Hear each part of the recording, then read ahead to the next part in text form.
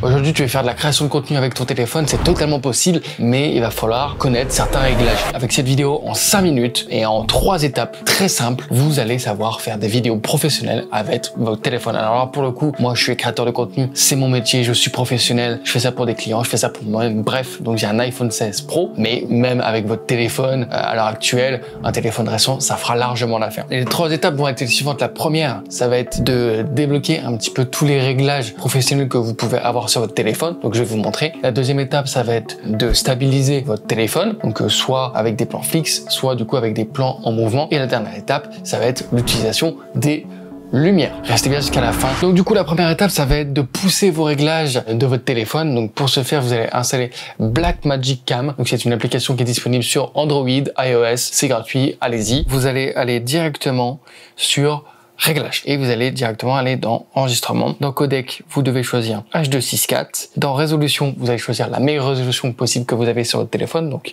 pour le coup 4K. Et l'espace colorimétrique, vous allez sur Rec 709. Avec ces 3 réglages-là, vous êtes déjà dans les normes professionnelles. Ensuite, dans le menu principal, vous avez le choix de votre objectif. Donc là, ça dépend de votre téléphone. Là, pour le coup, moi, j'ai du coup 3 objectifs, comme vous voyez avec l'iPhone 16 Pro. Généralement, c'est ce qu'on a sur les téléphones Android, iOS à l'heure actuelle. Donc, vous choisissez du coup votre focale. Donc, soit vous êtes en grand angle, soit vous êtes du coup dans une focale un petit peu normale ou un petit peu plus téléobjectif, donc zoomé. Voilà, ça c'est à vous de choisir selon le type de plan que vous voulez faire, le type de contenu. Ensuite, en termes d'images par seconde, vous mettez sur 25 images par seconde, mis à part si vous voulez faire du ralenti. C'est une norme, c'est pour vous permettre d'avoir un nombre d'images qui correspond à ce que vous allez regarder, de télévisuel, de cinématographique, etc. Bref, c'est pour avoir une image professionnelle. Au-delà de ça, du coup, si vous voulez faire du ralenti, que ce soit x2, x3, x4, et bah du coup, il va falloir, si vous voulez diviser le temps par 2, par 3, par 4, il faut du coup x2, x3, x4, le nombre d'images de base. Donc si vous voulez diviser par 2, il faut 50 images par seconde, etc., etc. Vous avez compris, cela dépend du coup de la capacité de votre téléphone. Ensuite, obturateur, ça ne change pas. La règle est très simple, c'est-à-dire que ça, c'est pour avoir un flou de mouvement qui correspond du coup, un flou de mouvement un petit peu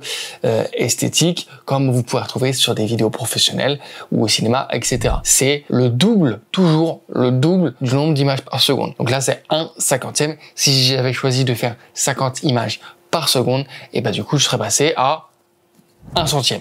Voilà, toujours le double. Ensuite, vous avez les ISO.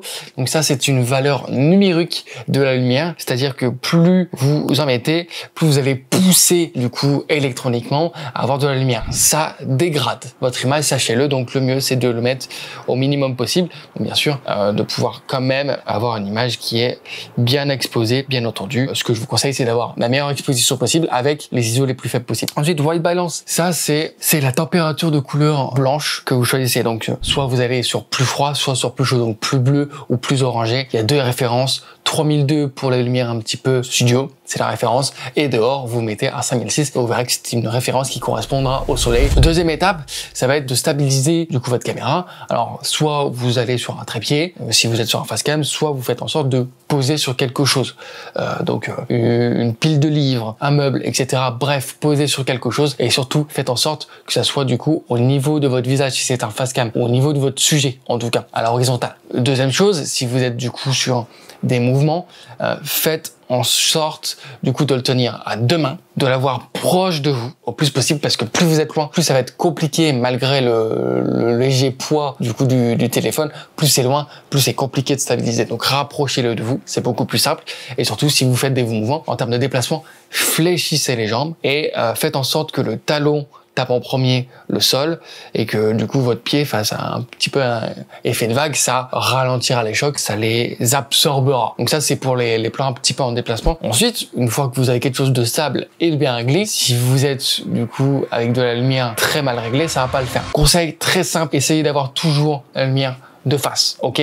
Jamais en contre, c'est mort. Si vous avez des lumières artificielles, faites en sorte de les mettre à 45 degrés du sujet, ok? Que ça soit à gauche, à droite, derrière pour avoir un 3 points. Ça, c'est des lumières un peu classiques, mais bon, ça, c'est juste un petit peu plus poussé. Si vous voulez, on en fera une vidéo. La règle d'or, du coup, pour la lumière, si vous êtes à l'intérieur, mettez-en un maximum votre téléphone, du coup, un tout petit capteur. Donc, il a du mal à recevoir de la lumière, donc faut beaucoup lui redonner. Si vous êtes en extérieur, du coup, vous l'avez compris, mettez-vous face au soleil. Et si vous êtes en intérieur, mettez un max de lumière, tout simplement. Voilà, j'espère du coup que cette vidéo vous aura plu. Si vous avez des questions, n'hésitez pas à me les poser en commentaire. Soit du coup, j'en ferai carrément un sujet de vidéo, soit j'irai vous répondre. Il n'y a pas de souci. En tout cas, moi, c'est Tristan, alias Sidemo. En fait, moi, je suis vidéaste et créateur de contenu pour les créateurs de contenu. Donc, si jamais cette vidéo t'a intéressé et que tu as envie d'en connaître plus sur ce domaine-là, que tu as besoin d'aide sur le côté technique, voire même tout le côté stratégique dans la création de contenu pour avoir des contenus de plus en plus viraux ou en tout cas avoir une stratégie adaptée à tes objectifs, eh bien, n'hésite surtout pas